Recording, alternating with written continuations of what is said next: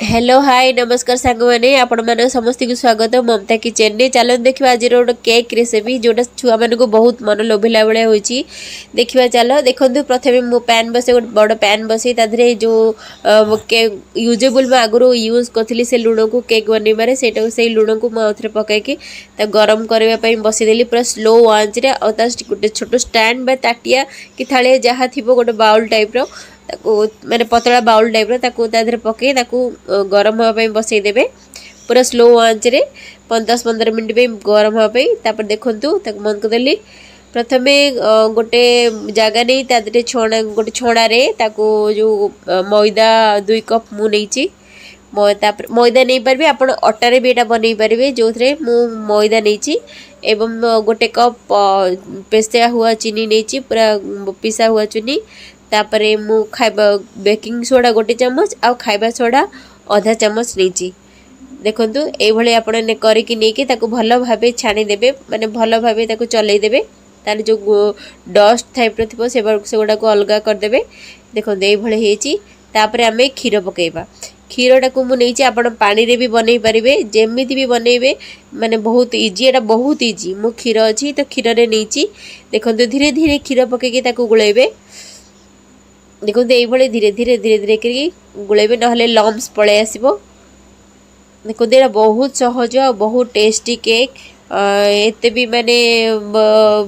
बहुत टाइम न बना बहुत जल्दी आम कर सकाल सकाल छुआ मान टिफिन बनवाई बहुत माने आम सब माने कौन बनवा भावुवा तो देखो ये बहुत टेस्टी केकटा बहुत माने भल लगे भी से अटारे बनइले तो बहुत हेल्दी हम आप मैदा जगह अटा भी नहीं पारे एवं सुजी भी नहीं पारे जो जहाँ भी नहीं पारे किंतु प्रोसेस होचे सेम देखो दे बड़े धीरे धीरे धीरे करी कम माने क्षीर धीरे धीरे पकई गुड़ेबे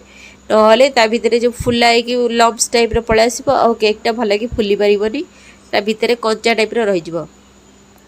देखो ये मुझे गुड़ेदेली धीरे धीरे कि गुड़ेदेली देखो धीरे धीरे धीरे धीरे करके मोर यही 2 कप मैदा मोर 1.5 कप 2 कप पाखापाखि 1.5 कप पाखापाखि माने क्षीर लगिला क्षीरटा को आगुरी फुटेकी ठंडा कर देती देखो ये कंसिस्टेंसी रखिए बेसी मोटा कि बेसी पतला करेंगे ना केक फुलियार बहुत असुविधा हम देखो तापर गोटे मो केक फुला केक पे जो बाउल थिला से बाउल में तेल लगेदेली बटर पेपर तो समस्त पाखे आवेलेबल न सब तो मो तेल मो पाखे नाला से मु तेल पकईकि चारिआड़ फेलेदेली एवं मैदा बा अटा जहाँ थी पकईदेकी चारिआड़ खेलईदेवे देखो तो ये खेलईदेवे जहाँ सब थी काढ़ीदेवे सब एवं ये देखो जो मो बैटर या बैटरटा को मुझे देखी ए रखीदेवी देखो ये कंसिस्टेंसी ने माने पूरा केक रो बैटर को देखो ये ने बहुत माने मुझे भेनिला एसेंस पकईनी सांग मैंने कारण भेनिला एसेंस मो पुअर टे एलर्जी भल लगे नहीं तो आप भेनिला एसेंस से बैटर कला बेले से लास्ट को भेनिला एसेंस पकईदेवे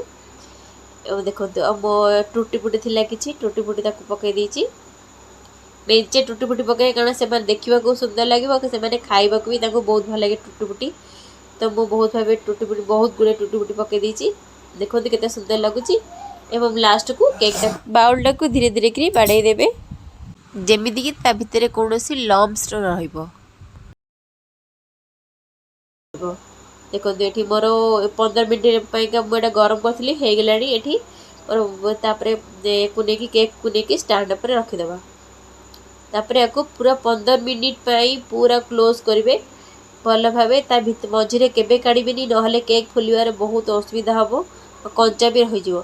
देखो ये मु बंद करदेली 15 मिनट छाड़दे पूरा स्लो आंच रे ये देखो 15 मिनट पर मो केकटा बहुत बढ़िया फुली जाइए देखो बहुत सुंदर लगुच बढ़िया सुंदर लगुच तो ये छुआ मान को देखले तो मो पुआटी डेडी आसला खाइब कौन स्मेल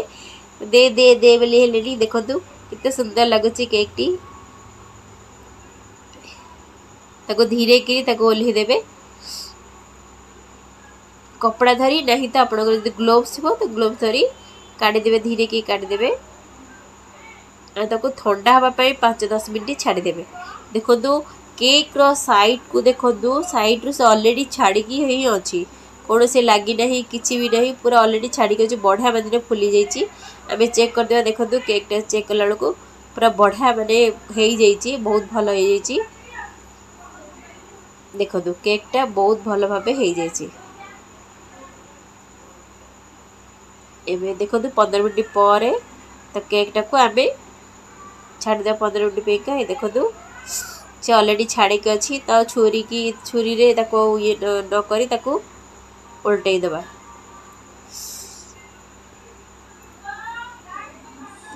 देखो केक टी मु उल्टे देली भल भाव टिके बाड़े बाड़े दबा ऊपर पटू जहाँ लगी ठीक हो। ये देखो बढ़िया ना कौट लगी ना ना बहुत बढ़िया देखो केते सुंदर लगुच केक टी। एबे टी काटिदेबा काटिकी देखिए टेस्ट करवा केमती नरम कौन देखो केक टी बहुत नरम हो बहुत इजिली कटि जाऊँगी। देखो बहुत बढ़िया टेस्ट भी लगे आपण मानक सांग मैंने केक रेसिपी आपन को थे मैंने बनईकि देखो छुआ मानक देवे बहुत भल लगे से जदि आपण मानक भल लगे तो सब्सक्राइब कमेंट्स देवे और लाइक भी करेंगे। देखो केक टी बढ़िया माने बहुत नरम हो देखो बहुत नरम हो मैंने निश्चिंत केक टी ट्राए करेंगे घरे। Thank you bye bye.